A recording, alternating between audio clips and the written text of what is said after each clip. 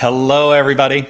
It is Tuesday, June 7th, 2022. It's 11:30 a.m., which means it's time once again for our Midday Mindful Moment. I am Reverend Jonathan Zenz, the minister here at Unity of Tucson, and this is the opportunity we take every single weekday to engage in some spiritual practice, to allow ourselves to come to a deepened realization of our wholeness with all that is, which is what we teach here at Unity. There is no separation. What a great thing to know. What a great thing to know. So let's do some spiritual practice. Now, I do this every weekday because it allows me to be consistent in my practice and share that with you. Now, what I keep saying each time I see you is that when we are consistent in our spiritual practice, life just gets better all around. So that's what we're here to do, make life better together. Whether you're watching live or on the replay, I would love for you to post a comment. Let me know that you are here. Let's see. I see that Robin is here. Hello, Sherry. Happy day. Kathy, thoughtful Tuesday to you. Thank you so much. William and Anita, good morning to you. Jason, good day to you.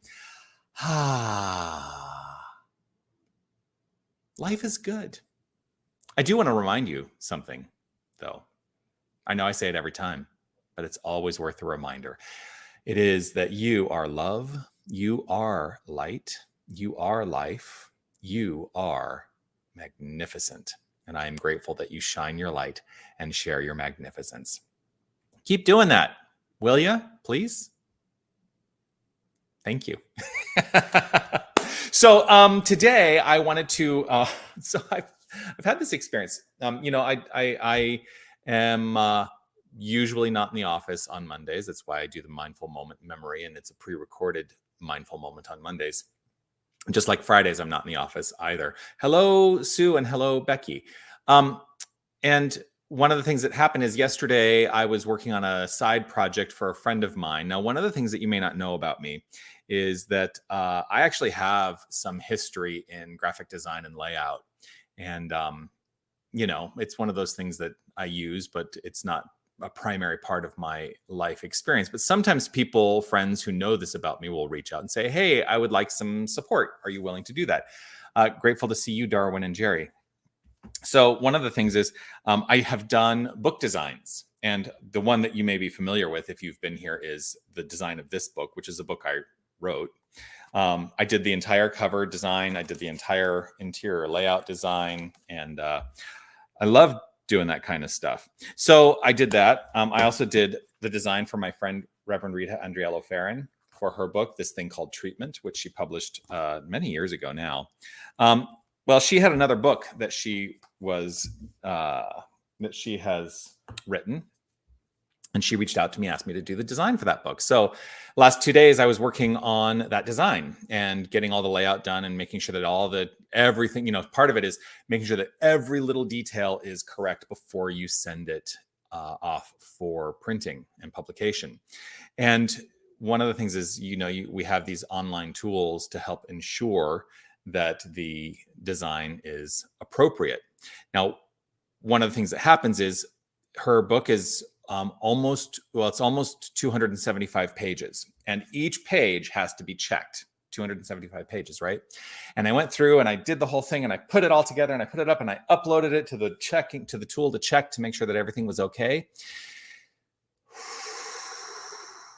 And even though I followed the guidelines for publication for the margins, there were some instances where an italicized letter fell just outside the margin enough that it was flagged.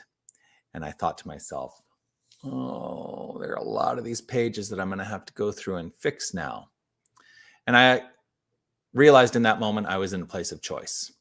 I can either be annoyed and upset for those parts that are outside the margins, that are those little annoying things, or I can just do what needs to be done to address those things.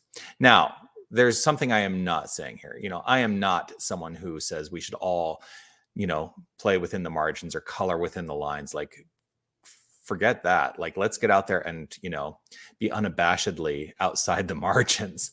But for book publication, you have to adhere to the printing guidelines. So what happens when those little annoying things come up? When they present themselves to you, here's the thing. I keep saying this is kind of the tone of my message in ministry for a long time. Part of what we are always looking to do is open ourselves up to the awareness of that which is not working. So it's a metaphor. That thing being slightly outside the margins is a metaphor for realizing that it wasn't going to work. And so in being made aware and utilizing the tools at hand to open up to that awareness, rather than just sending it in and having it printed and having an error in the printing, I was able to use the tools at hand to ensure that I was able to go back and correct that which needed to be corrected. So what are the tools we have at hand spiritually to allow ourselves to open up to awareness? Well, one of the great tools, I think, to opening up to an awareness is meditation, allowing ourselves to engage in the practice of meditation or contemplation, or, quiet time, whatever that is. Oftentimes what I find in meditation is that I am opened up to something that really is not going to come to me when I'm in an active engagement. So that's one of the tools that we have. Another tool that we have is listening. And I'm going to talk about listening basically in three ways. Listening to what you hear. That's like the most obvious. We have this capacity to hear what's happening around us. Like if I were to just stop for a moment and listen, I hear the people who are actually working to paint the building on the outside of my window. I've got an essential oil diffuser. I hear the whirring of that. I hear the sound of the HVAC units. I hear things, right? And when I listen, I can hear a lot. Now, the other thing that I need to listen to is I need to listen to that which is within. How often do you take time to listen to that which is within? That's another good practice. We can do that in meditation, but I listen to that which is within. And then the third aspect of listening, you ready, is listening to what I listen to open up to an awareness of what it is I am listening to and have some consideration around what that is. Oftentimes, that third level is allowing the illumination of a belief at play in my life. And when I become aware of that belief, I get to make a determination in that moment. Is this working for me or is it not working for me? And if it's working for me, great. I don't need to do anything. If it's not working for me, well, that awareness puts me in the place of power to know that I can do something about it. I can change my belief. So lots of stuff going on here today. Those darn margins, though, when they present themselves in unexpected ways, can be a little annoying, or it can be an opportunity to shift. How are you going to take it today? I'm going to welcome the margins today. I'm going to welcome an opening up to those darn margins. And I'm going to invite us all to do so as we engage in some affirmative prayer treatment. If it is safe and comfortable for you to close your eyes, I'll invite you to do so as I choose to close my eyes, allowing me to turn the attention to the inner life. And as I turn my attention to the inner life, I'm rooted in a deep awareness of the one, the wholeness, the infinite source, the energy of creation, the principle that is the only thing. There is one power, there is one presence, there is one wholeness, there is one unity, there is one thing going on. It is God, greatness on demand, good orderly direction. It is not something, it is all that is. It is beingness, not a being. It is the magnificence at the core of each and every one of us, for there is no separation, there is only God. And so I know that each and every one of us is this power, is this presence. This is our core identity. I affirm this, I trust this, I know this, for there can be nothing separate from the infinite. And so I welcome a deepened understanding and expression of myself and each and every one of us within the infinite wholeness. And in doing so, I open up to greater expressions and experiences of awareness. I choose to open. I choose to open. I choose to open. In this open state of being, I listen. I listen to what I hear. I listen to what I think about what I hear. And I listen to what I think about what I think about what I hear. And in this, great clarity is revealed. Great clarity expressed through insight and intuition is revealed. And so I open. And in this revelation, I am made aware. And I know that in awareness, I am placed in a position of power to take action in whatever direction I choose. And so I know that I am a person of power. I know that each and every one of us is a person of power. Opening up here and now,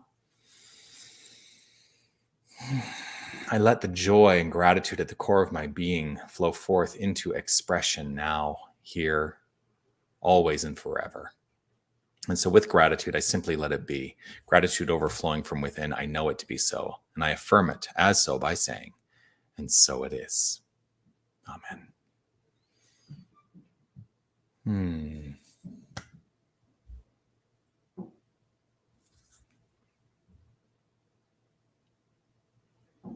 Just taking a moment to take it all in. Always grateful to share this time with you. Please join me again tomorrow at 11:30 a.m. for the Midday Mindful Moment right here on Facebook or YouTube, wherever you're watching. Of course, like, subscribe, follow, all that jazz. We're always trying to expand our online impression, right? So your support in that is wonderful, and I'm always grateful for the ways that you support this collective, this spiritual family. And grow this spiritual family. We collectively grow this spiritual family. So thank you for your support in that as well. Join me if you would like as well in person tomorrow, 12:30 p.m., noon, right here at Unity of Tucson in the prayer room for our midweek spiritual practice. It is the Silent Unity Prayer Service, the Unity Prayer Ministry Prayer Service. They're doing a branding thing with Silent Unity and Unity Prayer Ministry that not everybody knows what Silent Unity is. It's their prayer ministry, so they are pressing out that identity. So yes, you can join me for that tomorrow, 12:30. It's about 20-30 minutes of contemplation and prayer. Always grateful for that time. And of course, Sunday mornings, 9:30 a.m. is our guided meditation. 10 a.m. is our Sunday celebration. Those events are in person and online. This coming Sunday, I will just remind you, I will not be here. I'm going to the Unity People's Convention in Kansas City. Looking forward to that. And so would love to have you still arrive. One of the things that often happens when the senior minister is away on a Sunday is people decide not to show up. But I want you to know that you will have the benefit of experiencing the magnificence of Reverend Felicia Searcy as the minister that day, and you will not want to miss her. So please do not be a stranger to this experience, whether you're here in person or not. Join us. All right, that's it. I look forward to seeing you soon, and have a magnificent day. Know that you are magnificent. It's not because of anything you do. It is just the core of who you are. So keep shining that light and sharing your magnificence with the world. Namaste.